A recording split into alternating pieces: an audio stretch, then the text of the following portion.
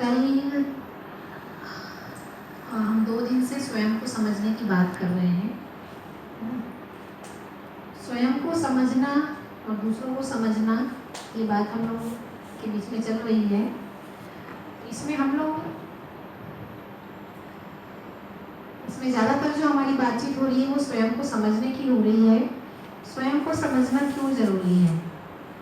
अगर ठीक से देखते जाए तो स्वयं को समझना इसलिए ज़रूरी है क्योंकि मैं जीता हूँ। उस जीने में अगर मुझे हार्मनी और तालमेल महसूस नहीं होता है, हम ये जो लाइफ जो जीते हैं उसमें अगर हमको हार्मनी तालमेल महसूस नहीं होता है, उसको हम लोग दुख नाम देते हैं। तो प्रश्न ये बनता है कि मैं दुखी क्यों हूँ? तो दुखी कौन हुआ? मैं दुखी हुआ, है ना? किसके कारण दुखी हुआ? या तो मैं मेरे कारण दुखी हुआ या मैं सामने वाले के कारण दुखी हुआ। 2 ही कारण रहता है। तीसरा कारण किसी परिस्थितिवश मैं दुखी हुआ, कोई घटनावश। तो मैं दुखी हुआ और मैं दुखी होना नहीं चाहता, मैं सुख चाहता हूँ। तो सुखी होने के क्रम में प्रश्न बनता है कि मैं सुखी कैसे होऊंगा? तो समझ में आता है कि जहाँ जहाँ तुमको दिक्कत लग रही है, जहाँ जहाँ तुमको समस्या है ना, उन घटनाओं को या उन सिचुएशन को तुम समझो, है ना। उनके साथ अगर तुम्हारा तालमेल बन जाएगा, है ना, उनके साथ तुम्हारी हार्मनी हो जाएगी, तो इससे तुम अपने भीतर में अच्छा महसूस करोगे। तो इसके लिए ज़रूरत हो जाती है उन चीज़ों को समझना जिससे मैं जुड़ा हुआ हूँ और जिसके कारण मुझे तकलीफ हुई। तो मुझे जो तकलीफ हुई वो स्वयं के कारण या दूसरे के कारण या किसी परिस्थिति के कारण, तो उसको हम कहेंगे कि कोई घटना घटी है ना, मेरे साथ कोई घटना घटी है और वो घटना मुझे अस्वीकृत हुआ, है ना। वो घटना किसी व्यक्ति से संबंधित है, परिस्थिति से संबंधित है या मुझसे संबंधित है। तो वो घटना मुझे अस्वीकृत हुआ है, तो इसलिए अब मुझे उन घटना के नियमों को समझना होगा, है ना। तो दिक्कत कहाँ पर है? वो घटना, वो नियम समझ में नहीं आता है मुझे। मैं किस नियम से स्वयं से दुखी हुआ, मैं किस नियम से सामने वाले से दुखी हुआ, मैं किस नियम से इस परिस्थिति से दुखी हुआ। तो हम लोग क्या कर रहे हैं इस क्लास में? हम लोग उन नियम को समझने की कोशिश कर रहे हैं। और नियम भी समझ में आना चाहिए कि क्या, किस नियम के तहत मैं परेशान हूँ। तो हमने हमको ये समझ में आया अभी तक में कि कोई भी घटना घटी और उसका नियम हमको पता नहीं है तो बराबर दुख। घटना, उसका नियम पता ना होना बराबर दुख। घटना और उसका नियम पता लग जाना बराबर तालमेल, बराबर सुख, है ना। जैसे मैंने एक उदाहरण दिया था कि भाई पंखा क्यों बंद है, उसका हमको नियम से, किसी नियम से बंद है, किसी नियम से वो ऑन होगा कि भाई वो वायर खराब है, प्लग खराब है, लाइट बोल रहा है ना, कोई भी रीजन से वो बंद है। जब तक हमको पता नहीं, हम परेशान होंगे, है ना। जैसे ही पता चलेगा कि आपके स्विच खराब है, स्विच बोर्ड खराब है, आपका वायर खराब है, नियम पता चलते ही, है ना, वो हम उतना परेशान नहीं होते हैं। अब इसमें एक चीज और आती है, एक होता है कि जो नियम को जानने में एक्सपर्ट है और दूसरा होता है जो नियम को जानता ही नहीं है। तो जो नियम को जानता ही नहीं उसके लिए परेशानी है, और जो नियम को जानने में एक्सपर्ट है उसके लिए दाएं हाथ का खेल है बोलो या तुरंत कर लेगा। जैसे मैकेनिक, है ना, मैकेनिक पूरे नियम को जानता है, इलेक्ट्रॉनिक के, इलेक्ट्रिकल के जितने भी है वो पूरे नियम जानता है। इसलिए हम परेशान होते हैं, घूम क्यों नहीं रहा है, वो देख के तुरंत इधर उधर करके बोल देगा हाँ समझ में आ गया और मैं ठीक कर लूंगा। तो यहाँ क्या होगा? वो नियम को जानता है, हम नियम को नहीं जानते हैं, लेकिन वो भौतिक वस्तु है इसलिए होते नहीं है। ठीक उसी तरह से मानव और मानव के बीच में, दो इंसान के बीच में, मैं और मेरे साथ और मैं और दूसरा व्यक्ति, यहाँ पर भी किसी नियम से कोई घटना घट रही है, वो नियम हमें समझ में नहीं आता है, इसलिए हम दुखी होते हैं। यहाँ दुखी इसलिए होते हैं क्योंकि सामने वाला मटेरियल नहीं है, मशीन नहीं है, है ना। जैसे मेरा कंप्यूटर बिगड़ गया, मैं दुखी नहीं होता दिल से। कंप्यूटर बिगड़ गया, मेरा 2 व्हीलर 4 व्हीलर खराब हो गया, मैं वैसे दुखी नहीं होता, वो मटेरियल है, फिजिकल है ना। मेरा घर में कोई प्रॉब्लम आ गई, लेकिन इंसान के साथ अगर मेरी कोई प्रॉब्लम हो गई, चाहे वो मेरा घर का हो, चाहे वो घर के बाहर का हो, चाहे रोड में चलता हुआ कोई इंसान हो, तो कोई भी जीवंत इंसान के साथ में अगर मेरी कोई घटना घटती है और उसमें अगर मुझे कोई प्रॉब्लम माने दुख महसूस होता है, तो यहाँ समझ में आ रहा है कि कुछ तो है जो मुझे समझ में नहीं आया है। तो इसलिए हम लोग यहाँ पे क्या करेंगे कि जब भी कोई घटना घटी और उससे मैं दुखी हुआ, तो मेरे लिए रेड सिग्नल है कि आप ये घटना को नहीं समझ पा रहे हो, है ना। हम लोग बोलते हैं उस व्यक्ति को नहीं समझ पा रहे हो या खुद को नहीं समझ पा रहे हो, तो ये रेड सिग्नल है कि आप उसको समझने के लिए प्रयास करो, है ना। तो हम लोग इस क्लास के दौरान पूरी कोशिश कर रहे हैं कि धीरे धीरे कैसे इन नियमों को समझें, सामने वाले को कैसे समझें, खुद को कैसे समझें। तो हमको नियम मेथड समझ में आना चाहिए, उसकी विधि समझ में आनी चाहिए कि ऐसी कौन सा मेथड है जिससे कि मैं सामने वाले को समझ सकूं। तो नियम विधि समझ में आने पर, वो मेथड समझ में आने पर हम सामने वाले को समझ पाएंगे। तो जो हमारी कल जितनी भी चर्चा हुई वो विधि आधारित ही था, है ना, कि भाई मैं और सामने वाला एक जैसे हैं। बार बार तो ये प्रैक्टिस चल रही थी, है ना। तो मैं और सामने वाले एक जैसे हैं, तो वो एक विधि को समझने के लिए हम लोग उसकी और सारी चर्चाएं कर रहे थे। तो इसमें क्या होगा कि अगर हमको कोई विधि, अगर उस किसी को समझने की या पूरी विधि अगर हमको पता है, तो हमारे सामने कोई भी तरह का प्रॉब्लम आएगा हम समझ लेंगे। माने उसको जैसे कोई पंखे में, मशीन में कोई खराबी है तो हम बना लेंगे, वैसे ही मेरी किसी इंसान से कोई प्रॉब्लम रहेगी तो मैं समझ पाऊंगा कि ये प्रॉब्लम क्यों है ना। तो दो ही कारण होगा, या तो मेरी समझ में कमी है या उनकी, या मैं उनको नहीं समझ पा रहा हूँ। तो मेरी समझ में कमी से मैं स्वयं को नहीं समझ पाया, दूसरे को नहीं समझ पाया। दूसरा ना समझ है, दूसरे की समझ में कमी है, तब भी मैं दुखी होता हूँ, तब भी मेरे लिए सिग्नल है कि आप उसको नहीं समझ पाए, है ना। तो ये सारा सिग्नल है। तो अब एक बात आती है कि स्वयं को समझना और दूसरों को समझना जरूरी क्यों है। ये हम सब देख रहे हैं कि अपने जीवन में जो भी तरह की, जितने भी तरह की समस्याएं हैं उसको हम खुद समझ सके, ठीक कर सके, इसके लिए हमको सामने वाले को, खुद को समझना जरूरी है ना। तो इसमें हम कुछ उदाहरण भी ले सकते हैं सामने वाले को और खुद को समझने के लिए कि भाई जैसे मान लीजिए अभी नियम और विधि की बात कर रहे हैं, तो कोई घटना हमको लेनी पड़ेगी। मान लीजिए सामने वाले ने कुछ ऐसा किया, है ना, जिससे कि मेरा कोई नुकसान हो गया, और या फिर मैंने सामने वाले को कोई काम बताया और सामने वाले ने नहीं किया, है ना। तो इस कंडीशन में क्या होगा कि हमको, अगर हमारा ध्यान इन चीजों पे नहीं है, तो हम क्या सोचेंगे, अगले ने जानबूझ के किया, है ना, जानबूझ के ऐसा किया कि मैं परेशान हो जाऊं। लेकिन अगर हम ह्यूमन बीइंग के इस नियम को समझने जाएंगे कि कोई भी इंसान जानबूझकर नहीं करता है ना, उसकी आज अच्छे से चर्चा हम करेंगे कि मैं और सामने वाला, है ना। तो उसमें हम देखेंगे कि अगर हम उनसे, सबसे पहला बात तो हमको यही करना है कि भाई अगर मेरे को कोई सामने वाले से कोई दिक्कत लग रही है, नाराजगी लग रही है, तो सबसे पहला स्टेप तो यही है हम उनसे बात कर लें, है ना। सबसे बढ़िया नेचर है अपना, हमको सामने वाले से बात कर लेना चाहिए कि मुझे आपसे बात करनी है, आपने ऐसा क्यों किया, मुझे ऐसा लगा। बात करके क्लियर कर लो, बकायदा उनको भी सुनो, अपना भी रखो। हो सकता है दोनों के बात करते में कोई गलतफहमी दूर हो जाए, कोई चीजें समझ में आ जाए।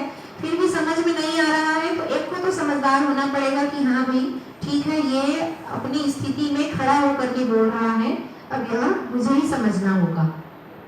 उसके बाद भी अगर मैं कुछ ज्यादा अपेक्षा करता हूँ तो मैं ही दुखी होऊंगा, है ना। उसकी हम लोग थोड़ी विस्तार से कुछ उदाहरण लेकर के अपन एक एक चीज को उसको देखेंगे, है ना। तो हम वापस आते हैं यहाँ पर कि स्वयं को समझना, दूसरों को समझना में मैंने हर बार मैं यही बोल रही हूँ कि मानव रूप में शरीर और जीवन, माने मैं और शरीर, ठीक है। आज हम लोग थोड़ा जो मैं है या स्वयं जो शब्द इस्तेमाल कर रहे हैं, उस मैं और स्वयं का स्वरूप कैसा होता है उसको हम देखेंगे। जैसे शरीर का स्वरूप कैसा होता है, तो हम बोलेंगे कि ये दो हाथ है, दो पैर है, आँख है, कान है, नाक है ना, ये बॉडी है ये पूरा। तो हम शरीर का स्वरूप बता पाते हैं कि शरीर ऐसा होता है। और उसी तरह से मैं जो है, मैं यानी हम जो बोल रहे हैं वो कैसा होता है, उसका स्वरूप कैसा होता है, उसको हम थोड़ा सा देखेंगे। क्योंकि हम लोग जब मैं को समझने की जब हम चर्चा करते तो हमको पूरा 8-10 घंटा लग जाता है पूरा समझाने में, सारा दिन लगता है। तो इसलिए मैं सिर्फ थोड़ा सा आपको एक उसका कहना चाहिए क्लिपिंग दिखाऊंगी और थोड़ी सी हम उसकी चर्चा करेंगे, इससे मोटा मोटा आपको समझ में आ जाएगी हम कैसे होते हैं दिखने में, है ना। जैसे हम शरीर के लिए हम बोल पाते हैं कि ये अंग अवयव हैं, है ना। आप ही लोग बताइए कि मैं या आई, मैं, है ना, दिखने में कैसा होता है बताओ, आई या सोल, है ना, इसका ये दिखने में कैसा होता है,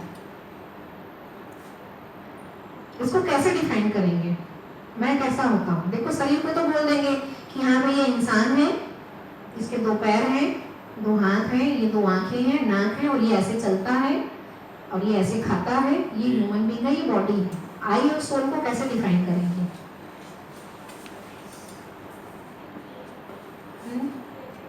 बिहेवियर से और feelings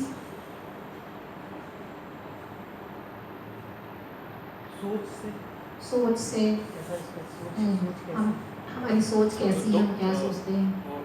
to types of feelings ma'am, हाँ। Concrete and abstract feelings. For example हमको गर्मी लगता है, ओके, बॉडी को गर्मी लगता है तो मन का फीलिंग भी हो, जो परसेप्शन लगेगा, it's a common feeling for all.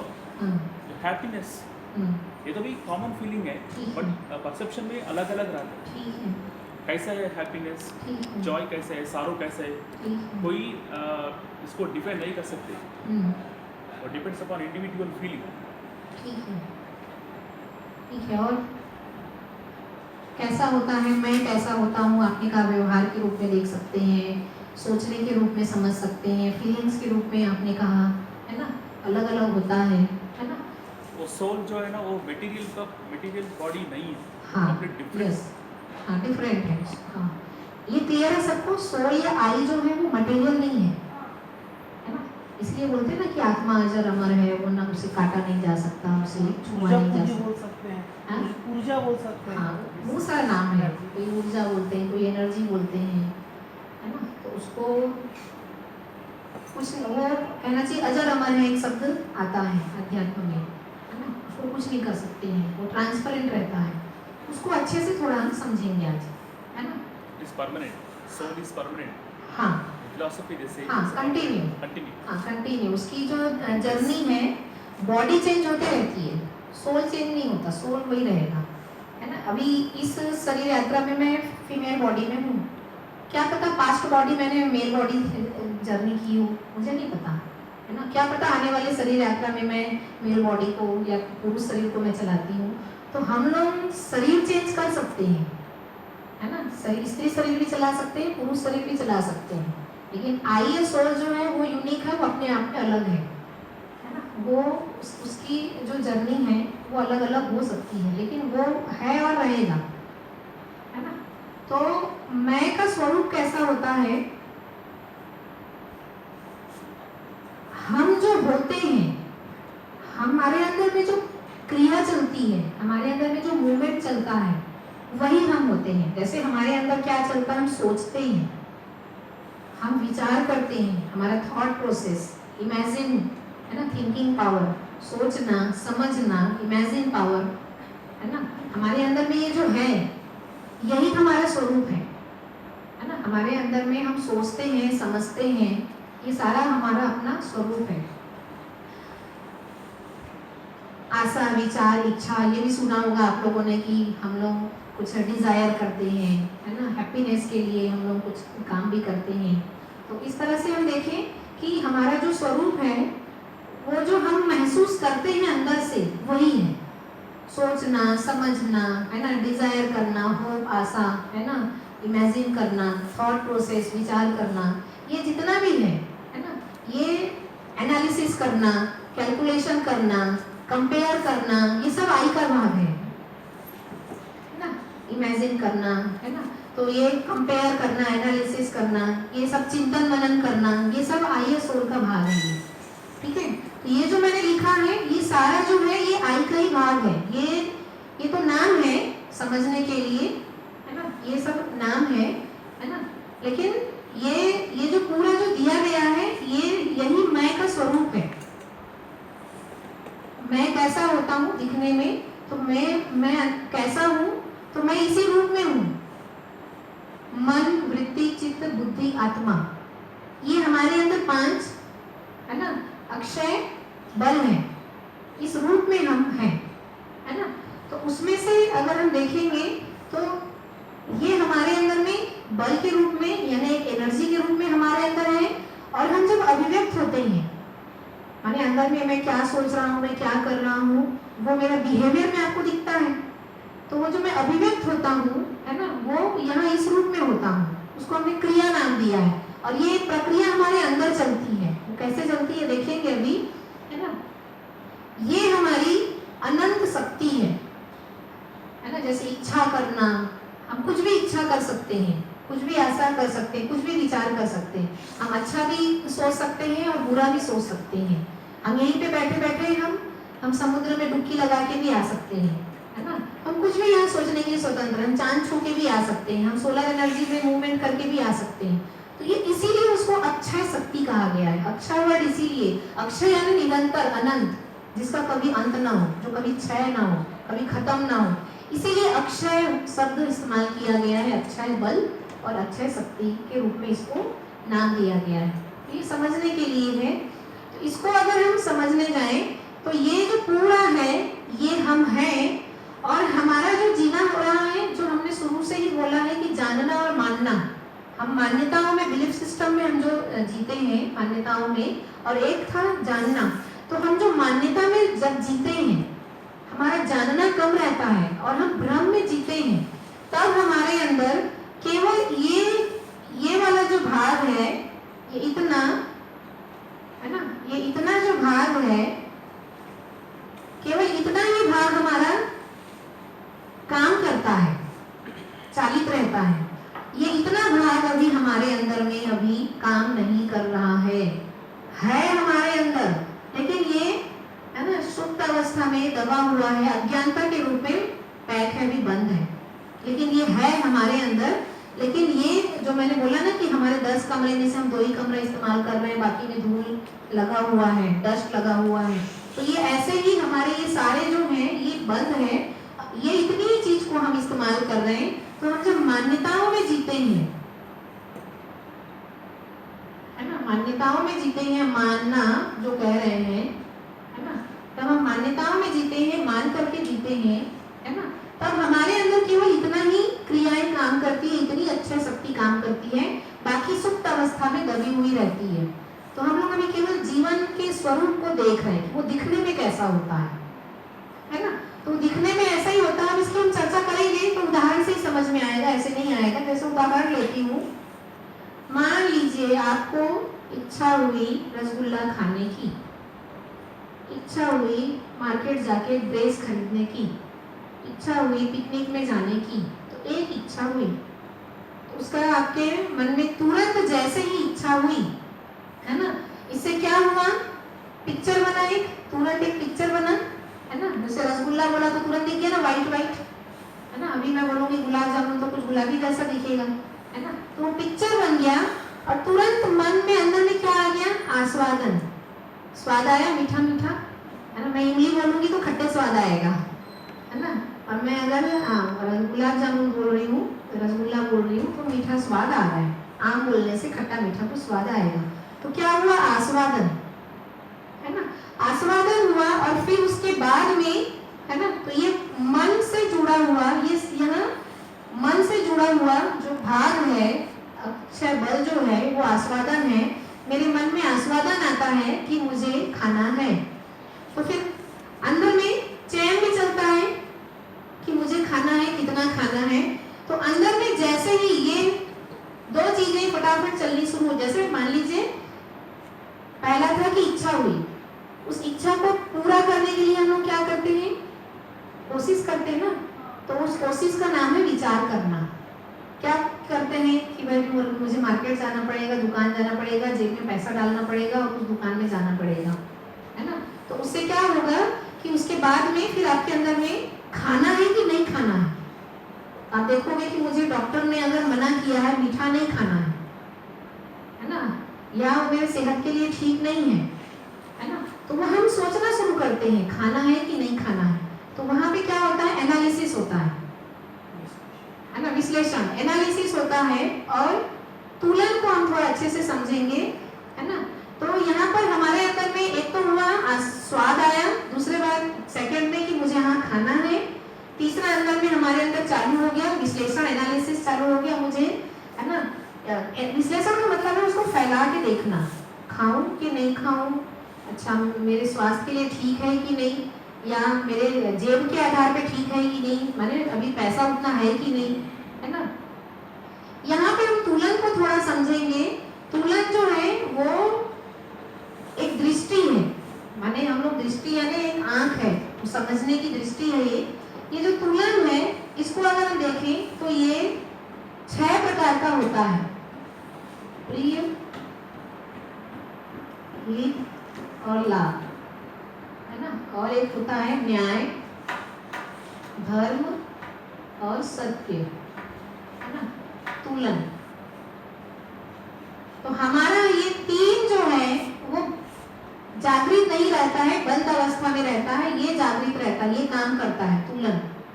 तो क्या होता है, प्रिय, हित, लाभ। तो मैं जब निर्णय लेता हूं तो मैं स्वाद के आधार पे निर्णय लेता हूं, रुचि मूलक निर्णय लेता हूं। तो जब मैं ऐसा रहता हूं तो मेरा जो निर्णय रहता है वो रुचि मूलक रहता है। यहाँ पर भी 3 चीजें हैं, ये जागृत रहती है, फिर है एक मूल्य मूलक, है ना, और एक है लक्ष्य मूलक। उसमें से ये भी बंद सुप्त अवस्था में रहता है, ये कहना चाहिए ये प्रायोरिटी पे रहता है। रुचि, रुचि मूलक यानी स्वाद, स्वाद मूलक कहेंगे, नहीं मुझे तो पसंद है, बाकी कुछ नहीं सोचना है ना, मेरे स्वास्थ्य के लिए कैसा है, किसके लिए क्या है, मेरे पास पैसा है कि नहीं, हम ज्यादा कुछ नहीं सोचते, बस खाना है, जैसे 4 गुपचुप खाना है, समोसा खा लेना है ना, ज्यादा कुछ नहीं सोचते हैं। वो चीजें जो मेरे शरीर के स्वास्थ्य के अर्थ में नहीं है, जो मेरे शरीर के हेल्थ के अर्थ में नहीं है, अब उसको लेने के बारे में सोचना, तो वो मुझे पसंद है और मेरे शरीर के हित अहित के अर्थ में है कि नहीं। प्रिय यानी वो इंद्रिय सापेक्ष, शब्द, स्पर्श, रूप, रस, गंध सुना होगा आपने, है ना, जो शरीर को अच्छा, माने जो जीभ को अच्छा लगे, जो आंखों को अच्छा लगे, सेंसेस जो है ना हमारी, है ना, 5 सेंसेस जो बोलते हैं, है ना, शब्द, स्पर्श, रूप, रस, गंध, तो उसके आधार पे अच्छा लगे। तो ये स्किन के आधार, माने छूने में अच्छा लग रहा है, खाने में अच्छा लग रहा है, सुनने में, देखने में, तो हम लोग प्रिय के आधार पे उसका निर्णय लेते हैं।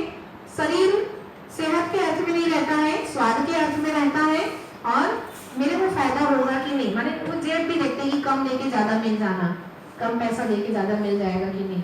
तो इसमें जब हमारा जो निर्णय रहता है मान्यताओं के आधार पे, मानने के आधार पर जीते हैं, तो हमारा प्रिय, हित, लाभ 3 जागृत रहता है, और 3 ये सुप्त अवस्था में, ये अज्ञानता बोलेंगे इसको, ये अभी हमारे अंदर है, लेकिन अभी हम इसको यूज नहीं कर रहे हैं अभी, है ना।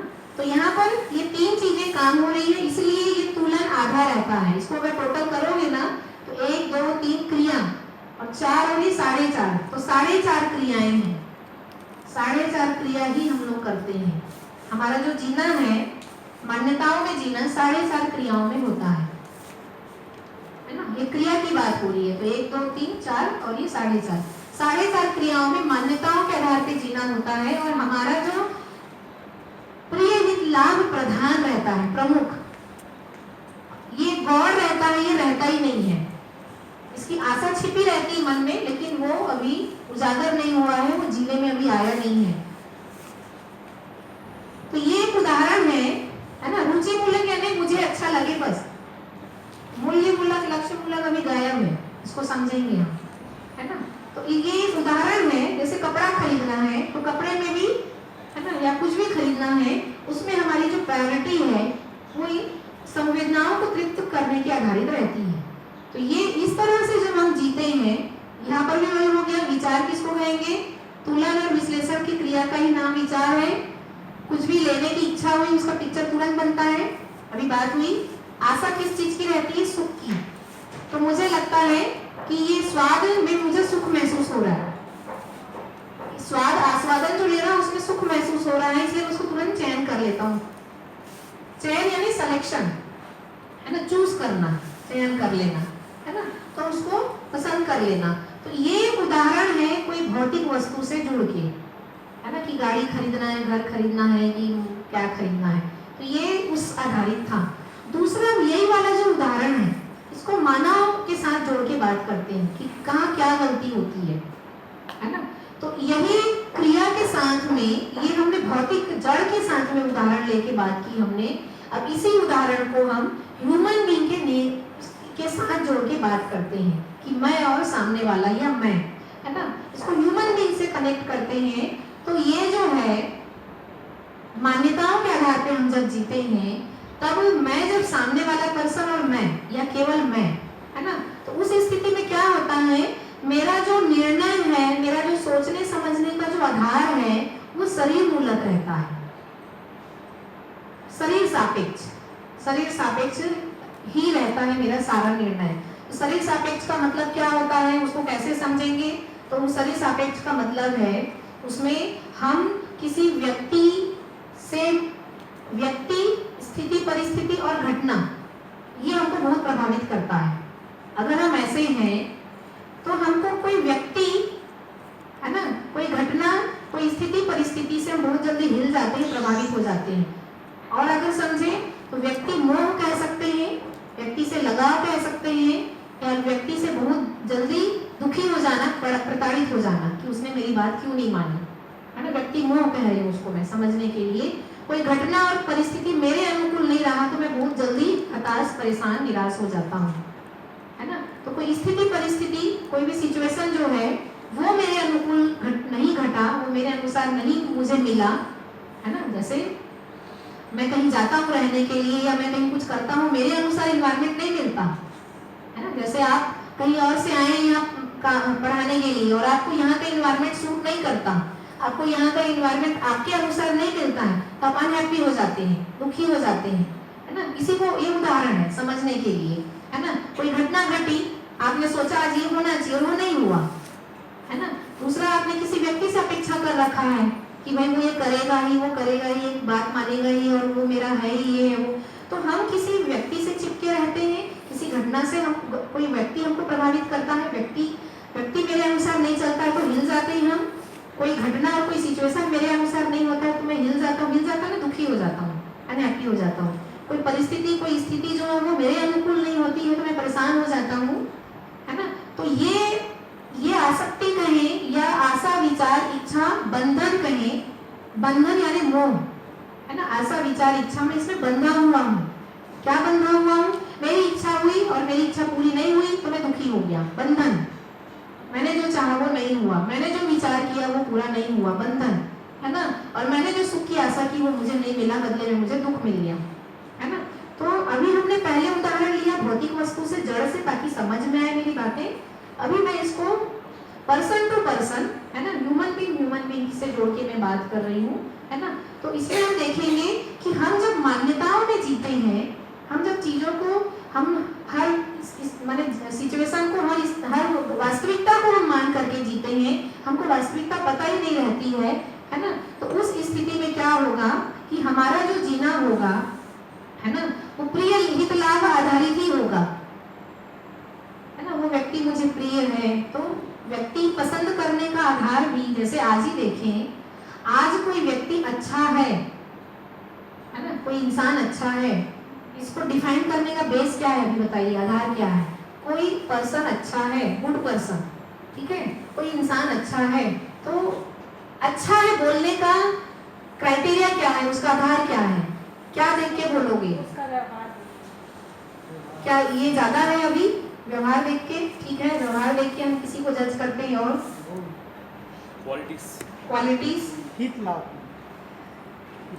हाँ, हित और लाभ, ठीक है। और मेरे लिए कैसा है? हाँ, मेरे लिए कैसा है, और उससे मुझे फायदा होगा कि नहीं, है ना। और कोई इंसान अच्छा है, इसको हम कैसे डिसाइड करते हैं? लाइक माइंडेडनेस, हाँ लाइक माइंडेडनेस, म्यूचुअल इंटरेस्ट। और है ना, हम कोई इंसान अच्छा है, इसको हर व्यक्ति का अलग अलग आता है। कोई व्यक्ति नेम पे मनी के आधार पे अच्छा है बोलता है, नहीं भाई वो तो बड़ा अफसर है, वो तो बड़े ओहदे पे है, वो तो बड़ा आदमी है, तो अच्छा आदमी है। वो तो कोई नेम पे मनी के आधार पे उसको डिसाइड करता है।